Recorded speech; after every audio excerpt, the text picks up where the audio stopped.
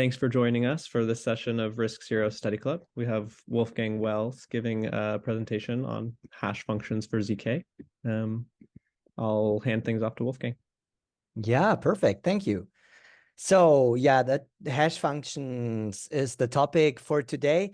And maybe the term hash function is a bit ambiguous, or there are different things called hash functions.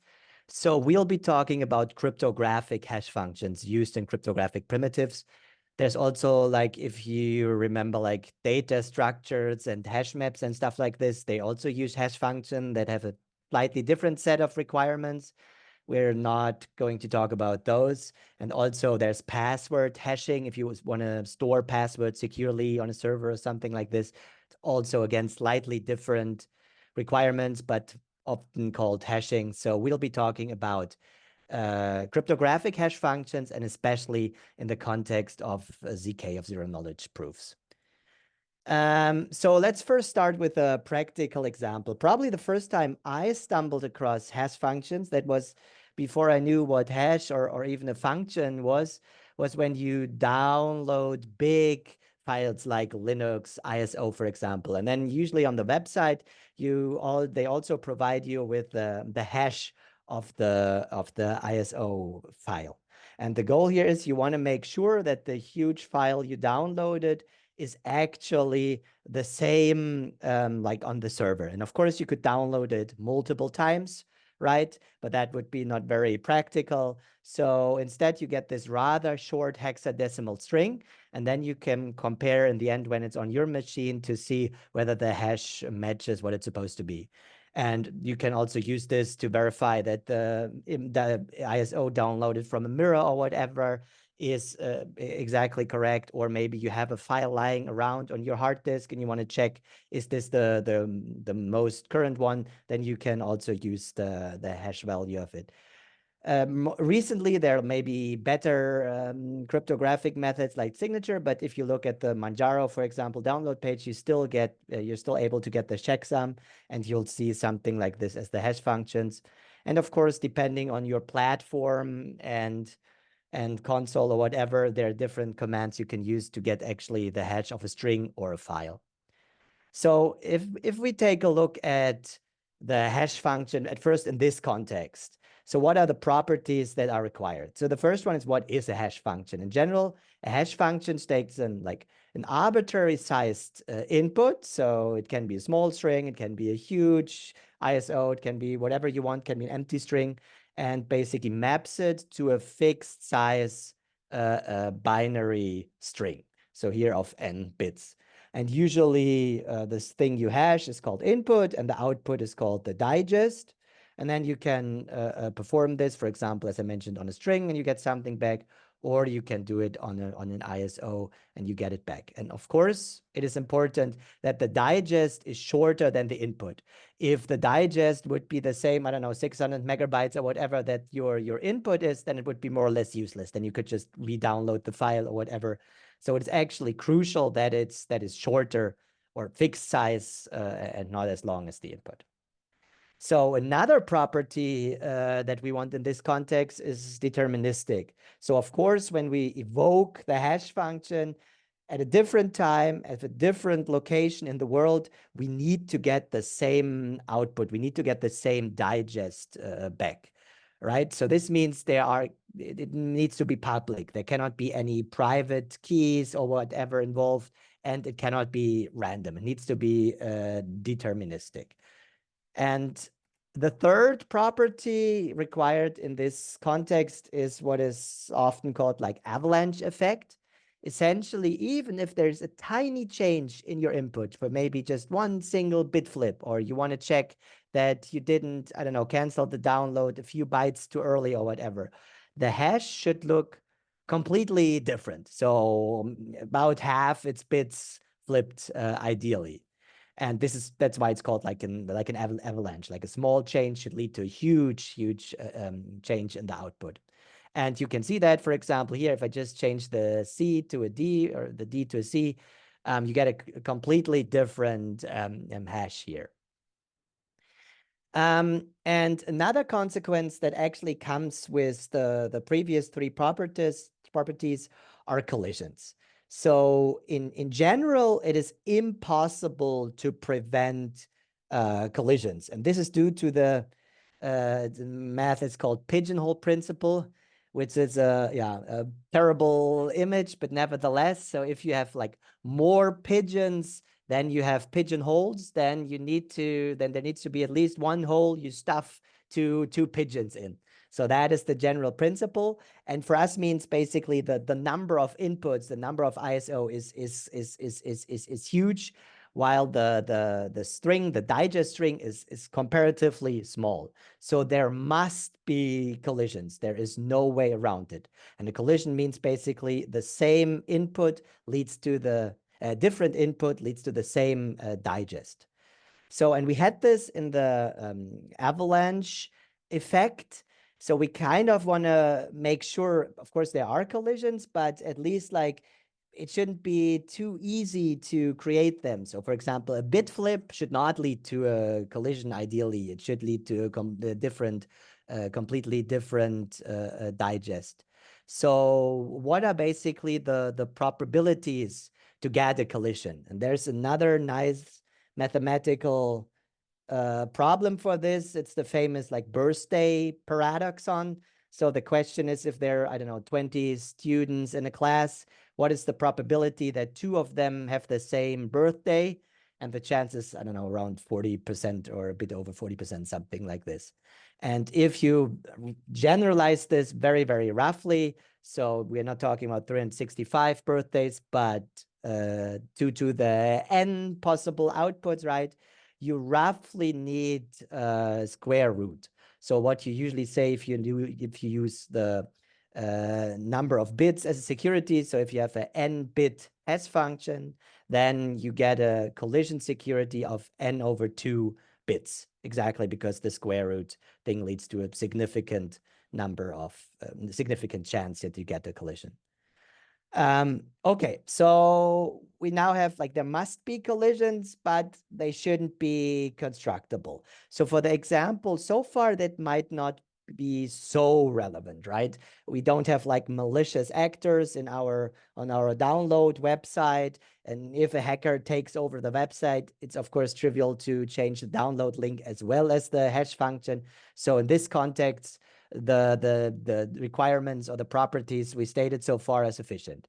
But if we really want to go into the cryptographic realm, we really need to make sure they're as strong as mathematically possible.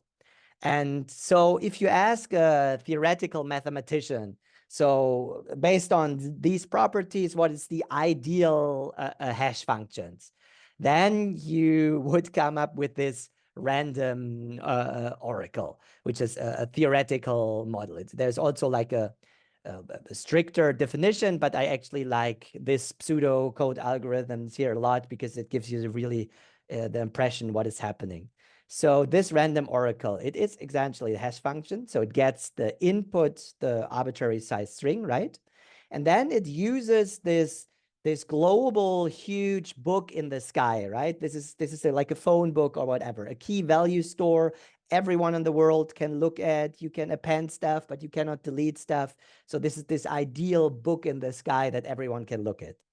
And so if we want to compute the hash or the digest of X, then we look at this, we do a lookup in this book and check, is there a value associated to X? And if there's no value, okay, then this is the first time we actually compute it. So we basically create a random digest. So essentially we flip the coin n times, right, for every bit to produce the digest, the output. And then we store this new value in the book for everyone else to see, and we output the digest. And now the other case, basically, if X is in the book, then we just return the value that was in the book. And this gives us all the properties. We need this global book or whatever in order to achieve determinism. But apart from that, it will be as random as possible. So that is the ideal, the mathematical ideal for a hash function. But unfortunately, it is not attainable. It is infeasible to get. So as a next step, we want to formulate like more precise definitions of what the cryptographic hash function needs to have, and those properties are actually obtainable. So this is the list of the properties we need. The first one is one-wayness, or sometimes also called pre-image resistant, and essentially given a y, given a digest y, it should be computationally infeasible to find an x prime that gets hashed to y. It doesn't need to be the original value. It just needs to be any value that has the same digest.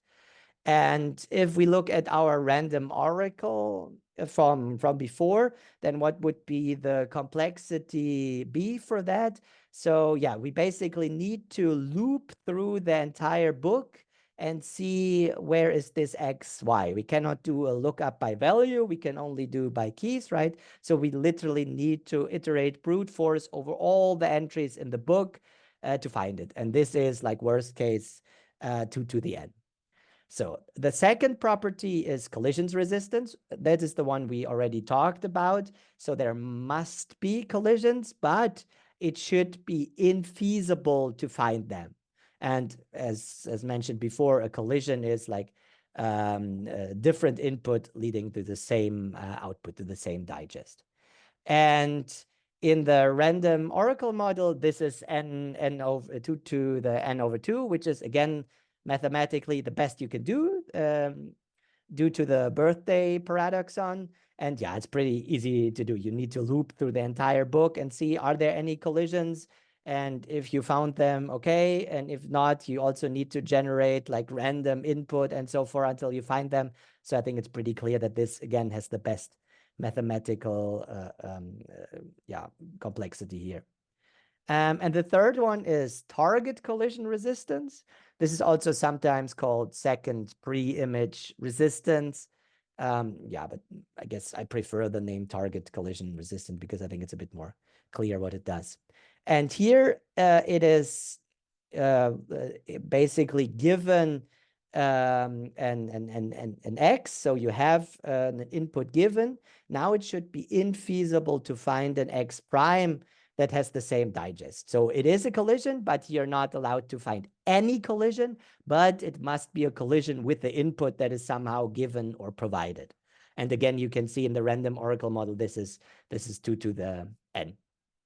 So those three are, I'd say, the key properties that are usually stated, but there are two more that are basically you cannot come up with a reasonable cryptographic or general purpose cryptographic hash function without 4 or 5, but they're usually like, not so prominent.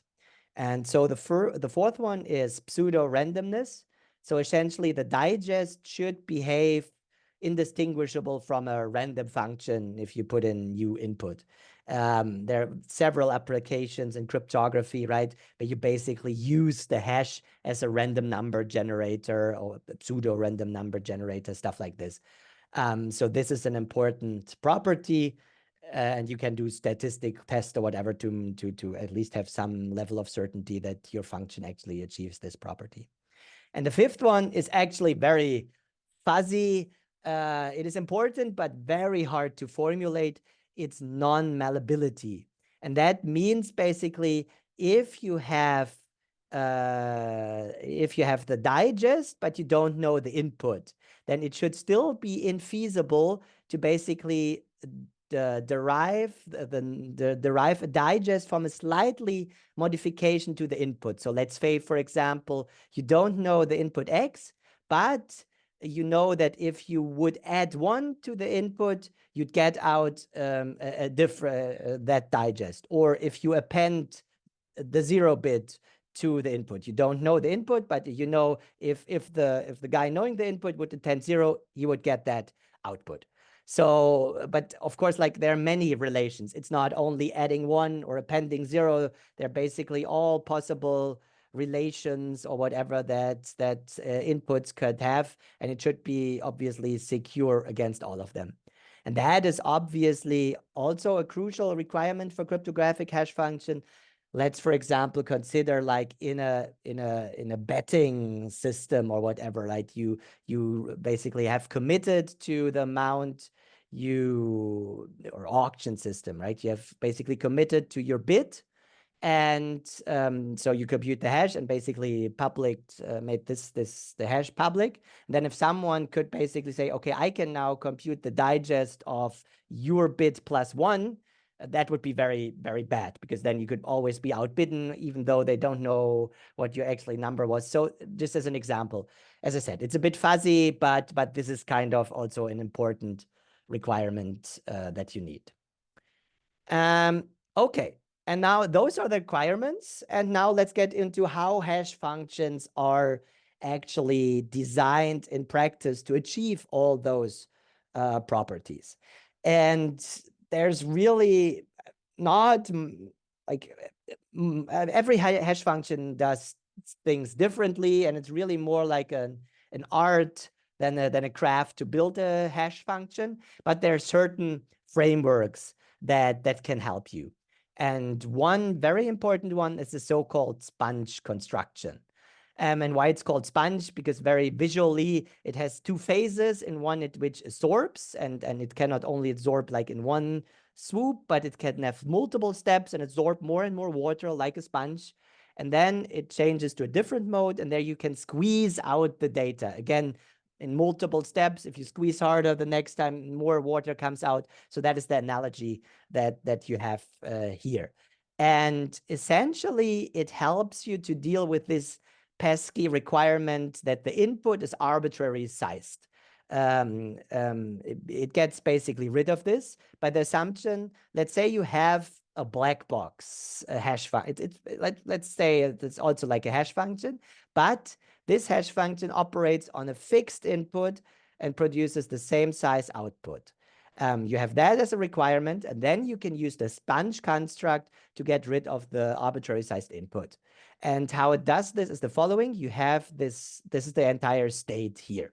This is basically the entire input that your black box would operate in, right? And it consists of two parts. One part is called the capacity, which is essentially your private state, and rate, which will basically gets filled by the input data. And for that, you chunk the input data into multiple chunks or blocks, right, of the size matching the rate. You put it into your state. Then you apply your fixed size hash function. It perturbs stuff in there, right? Comes out with the state, same size again, but now, of course, different data in it. And then you use, again, the second block. You put it in here. You do it again. You do it again, and so forth until the entire message is consumed. And if in the end you end up with maybe half a block because the data is not 100% dividable by your rate, right? Then you just pad stuff. You need to be a bit careful how you pad it, but it's relatively straightforward. You can pad, I don't know, 0, and then at least then the number of zeros you need or stuff like this. There are different techniques to get the requirements you want, but yeah, it's relatively straightforward. And then you have absorbed your entire input message. Now your state is in a different state, and then you switch to the output output mode, the squeeze, and you basically just copy what you have like in your public state in the rate. You copy, and this becomes your digest essentially. And if this is still too short, for example, then you do this again.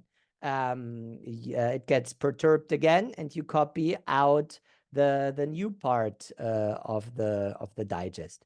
And here you can see that it's crucial that the capacity is actually not 0 or sufficiently large, because otherwise it provides in some sense entropy to the rate. Otherwise, if the capacity would be 0, it would be trivial to just, I don't know, compute the second block of the digest right from the first one. So this private state is actually crucial to provide it. And if the private capacity is long enough, then you get the properties you want, and you can even squeeze out more blocks. Yeah. as you want. So Can I jump in why? with a couple questions? Yeah, go ahead. So is it correct to say that as you grow the input, you need more rounds of absorbing? It takes more rounds? Yes, Okay. exactly. Yes. And then the amount that I can squeeze out, I guess, can you comment a little bit on like how many rounds I can squeeze out and whether that depends on how much I absorb? Essentially, it does not depend on how much you've absorbed, but how much your capacity is. But it is essential that it's called XOF, so extendable output function. So essentially, for certain use cases, you can squeeze out very, very long digest here. Then it's technically no longer a hash function, but this extendable output functions. And actually, I have some numbers on the next slide. So what the requirements exactly are to be able to get secure output. But the gist of it is, as long as your private state is big enough, you can squeeze out as much data as you want. Of course, you won't get better collision resistance or whatever, but you can still use this data as pseudo-random data or whatever, depending on the use case you want.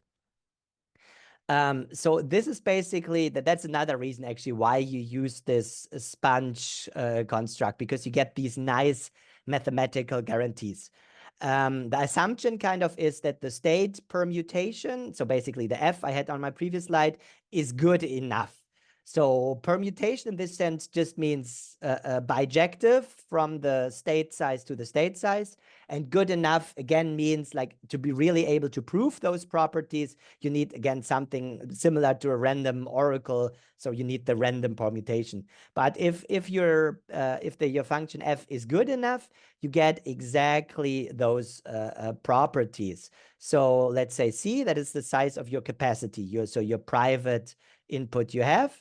And essentially, you can then see the one-way resistance depends on n. Obviously, if you don't squeeze out enough data, if you only squeeze out 1 bit, then it's obviously trivial to find like a pre-image for that. But if you squeeze out enough, then your C, your capacity, becomes the limiting factor, right? And the same for the other ones. And obviously, collisions is the most critical one, because it depends on the hash length, on the digest length. So as an example here, the most prominent user of the sponge function is SHA-3 or Ketchuk, used in Ethereum.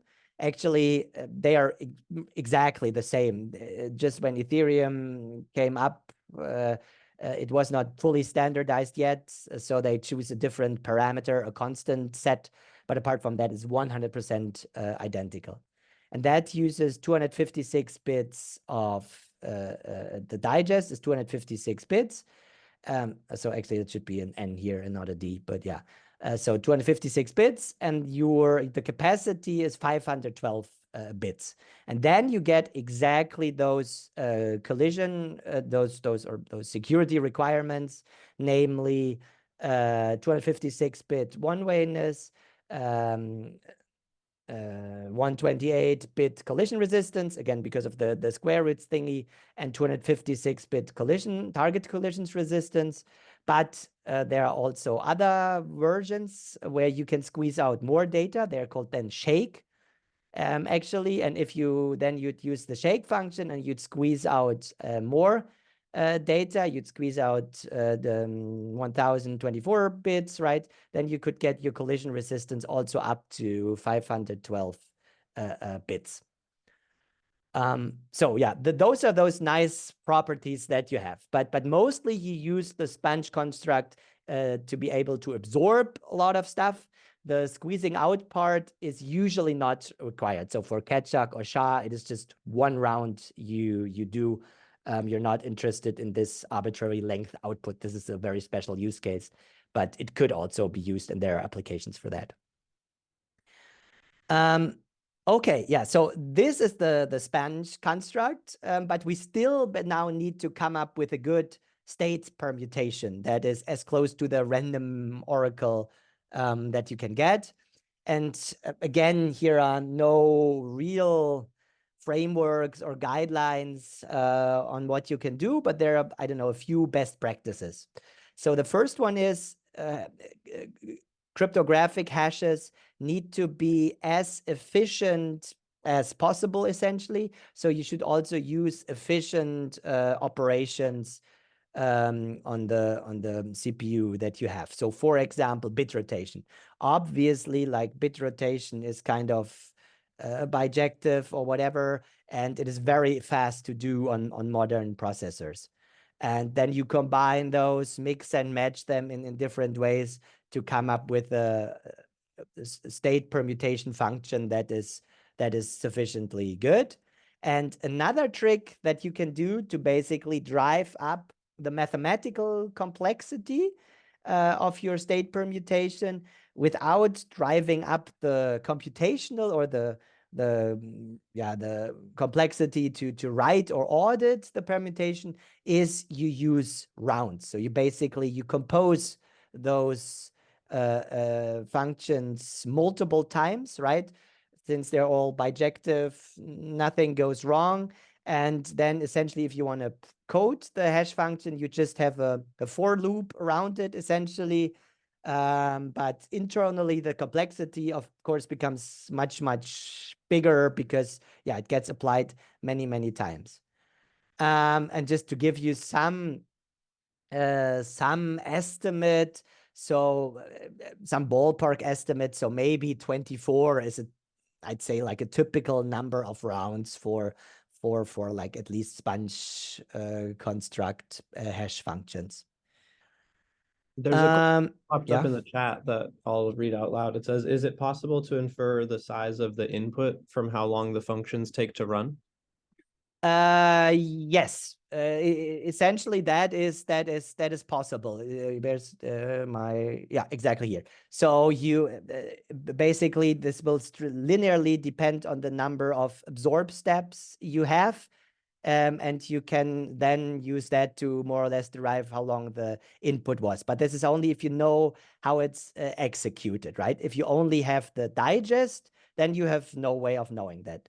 But in theory, you could have some side channel attacks if someone executes the hash and then figure out how long the image was.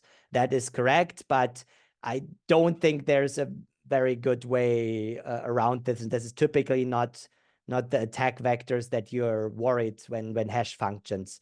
They need to be secure with respect to the output and not necessarily secure with the execution. But of course, that is something to consider, that you can somehow get information about the length from the execution time of the hash function. Yes. Okay, are there any other questions up to this point? So, because after this, we'll leave basically classical hash functions and go to the ZK realm. Apparently not. So, oh yeah, this has been great so far. My questions are definitely answered so far. Yeah, perfect.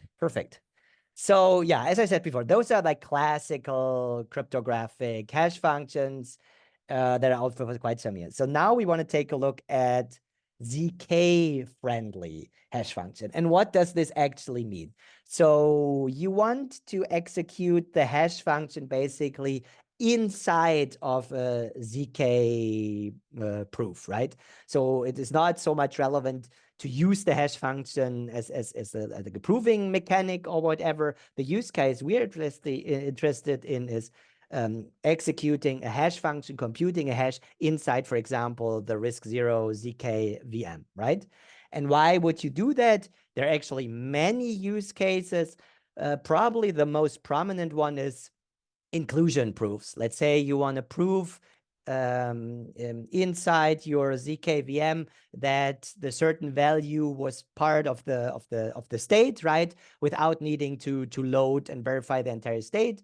So instead, you just get a Merkle inclusion proof, and then you just need to check that this one is correct. And for that, you need to do quite a few hashes of hashes and so forth.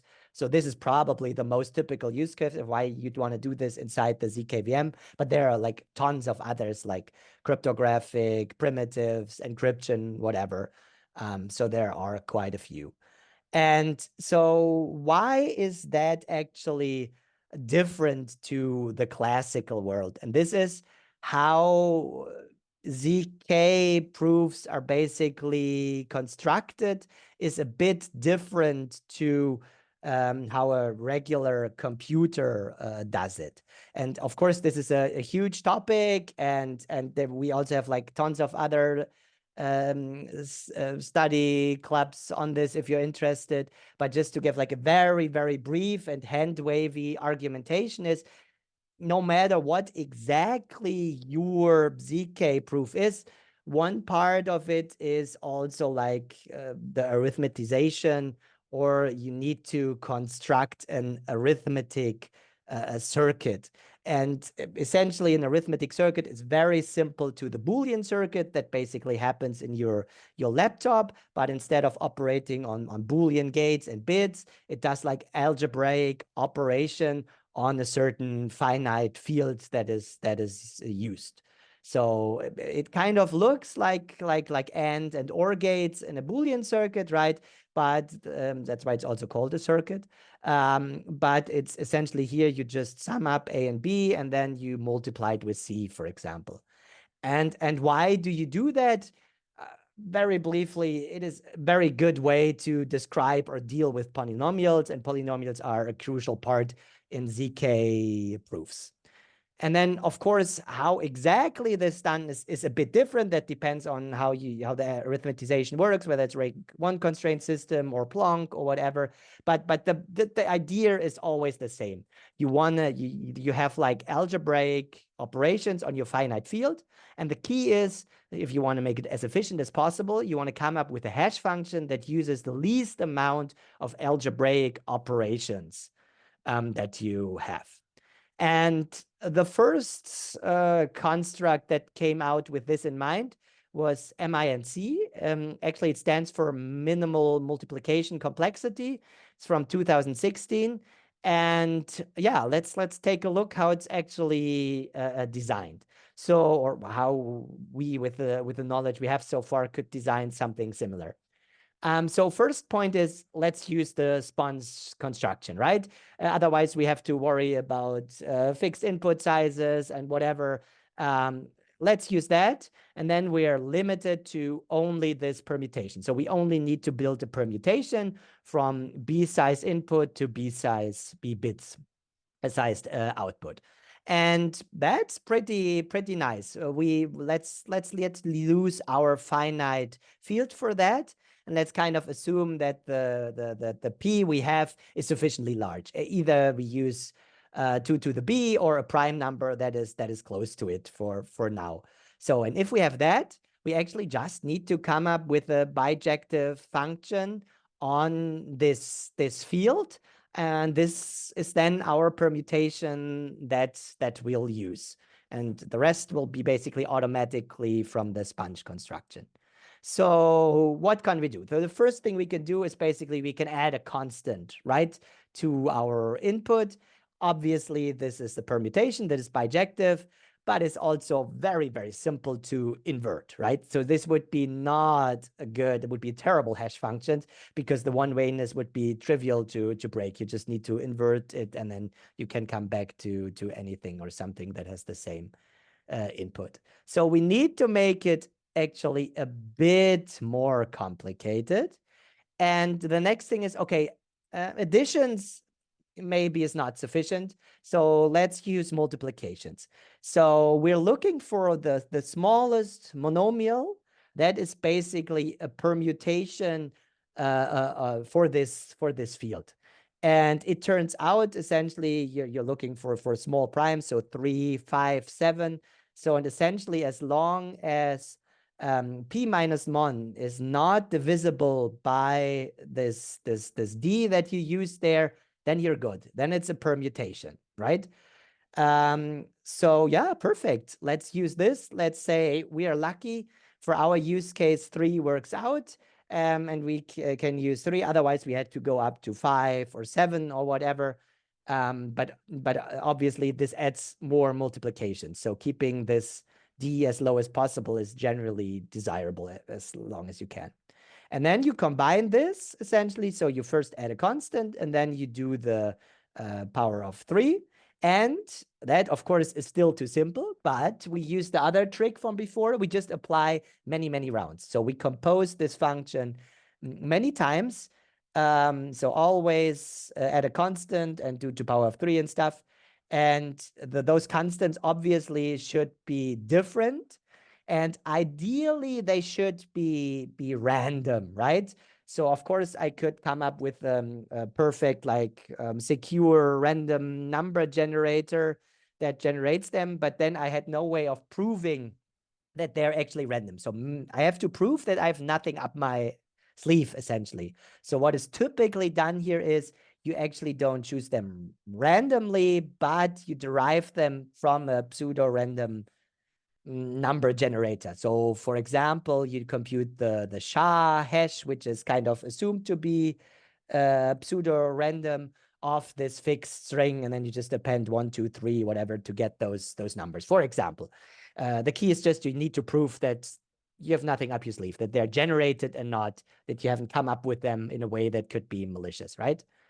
And then you combine this quite a few times. And this is essentially the drawback. Obviously, because our f here is so simple, just does this add and then the multiplication, we need to do actually quite a bit of rounds.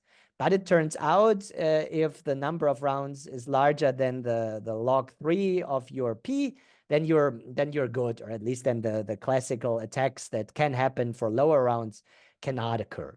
So this is quite a bit. This is like in the magnitude of hundreds, depending on how many bits you have. So compared to like classical hash functions, this is quite a bit of rounds, but still, because the function itself is so simple, it still pays off. And if you actually then implement it, it'll have much less complexity for a zero knowledge proof than the classical stuff. Because especially there, we said you use binary operations, you use XOR, you use bit shift. Those are really ugly to describe in an arithmetic circuit. So this one obviously is much easier, and even the high number of rounds still doesn't kill this. So yeah, so this is the general idea, and I think that is pretty clear. It has quite a bit of assumptions here. Our example, we basically assume that our field is large enough, so it mostly applies for, I don't know, like Stark proofs that are living on a big enough field and stuff like this. But you can use exactly that idea now and continue with it. And so I have this as a quick outlook, for example. So there is MiMC, which is a more generalized version of MiMC.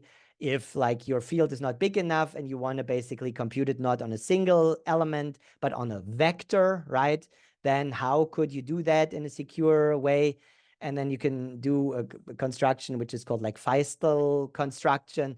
So essentially you see here, you have the same f, that is again this add a constant and power to the 3 or whatever. You use the input, basically the first element of your vector, you add it to all the remaining ones, and then afterwards you basically shift everything by 1, and then you apply it again and again and again, and then you get similar security guarantees, but you're able to essentially combine multiple elements instead of one, depending again on which proving technique with arithmetization you're looking for. And one step further is actually the Poseidon hash function, which is also used in RISC Zero. And it is essentially the same idea, is really, really the same. It uses here, it's called S boxes in the Poseidon paper, but it's again this to the 3, or you need to adapt the monomial if your field is not compatible with that. So you do exactly the same thing. Your state is sent. You use sponge constructions. That is again the same. That is such a nice construct. That's always good to use. The state again is like now a vector of elements, right? You do this. And one change that you have an maximal distance mixing in the end. So basically you perturb the stuff a bit that has nice mathematical properties. This is basically the addition you have, and this allows you to reduce the number of rounds. And in general, it makes it, even though each individual round is more complicated, overall it is, again, it kind of depends a bit on your proving system. It is a bit simpler. And yeah, but in the core, it uses the same ideas, which we've seen and derived in this presentation. And I get there are new hash functions coming out, improving upon this, like Poseidon 2 and stuff like this. With new proving systems coming out, you again always need to revisit those. Are they still efficient on my system? What can I maybe change? So this will also evolve in the future. Yeah, so this is all the slides I got. I hope that helped understand a bit how you can design efficient ZK-friendly hash functions. Do we have any more questions? Yeah, I guess I wonder,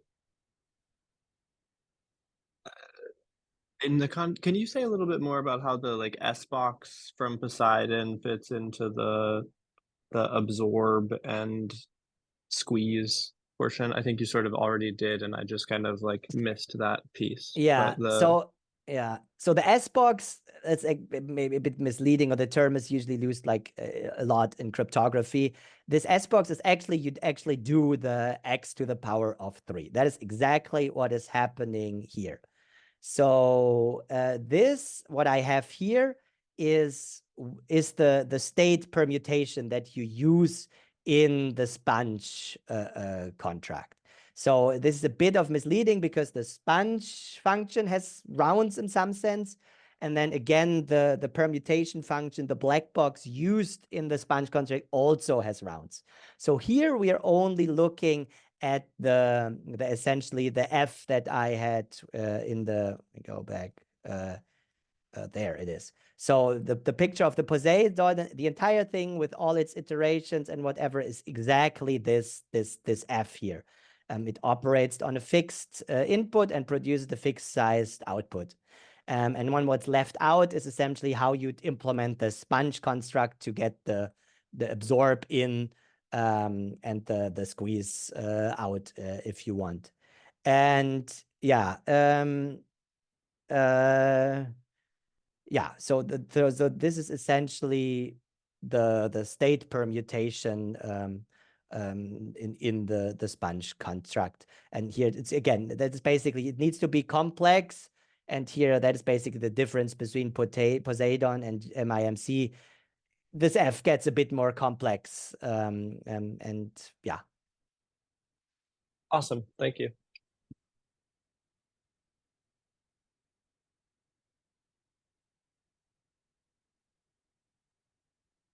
There's a question in the chat. It says, what's the main difference between SHA-1, SHA-2, etc.?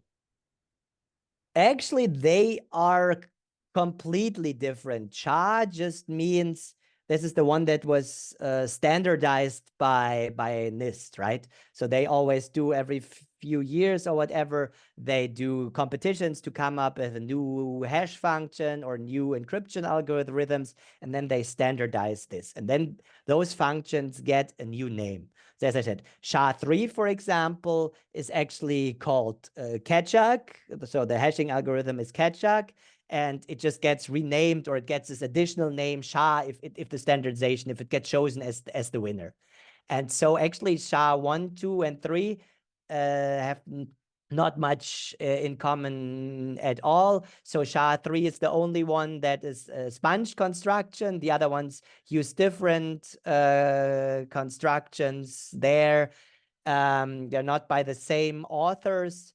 So but however, there are also like families of hash functions. For example, there is Blake, and there's Blake 1, Blake 2, Blake 3, and they are kind of similar. And Blake 2, for example, was a contender for the SHA-3 competition, but didn't get the cut. Ketchuk did. So essentially, they have the same properties, or they aim for the same properties. But like, for example, SHA-1 is considered as no longer secure, so you shouldn't use it, while SHA-2 still is considered fully secure. So Bitcoin, for example, uses SHA-256, which is essentially SHA-2, right? But still, to be on the safe side, they chose a successor, which has even nicer properties, which is then SHA-3 or Ketchuk. But of course, like those additional security comes at a price, right? It is in general more complex to compute a SHA-3 hash than it is to compute a SHA-2 hash. And so that's why a lot of applications still use SHA-2 hashes, because they're still deemed to be secure, even though there's a successor waiting already.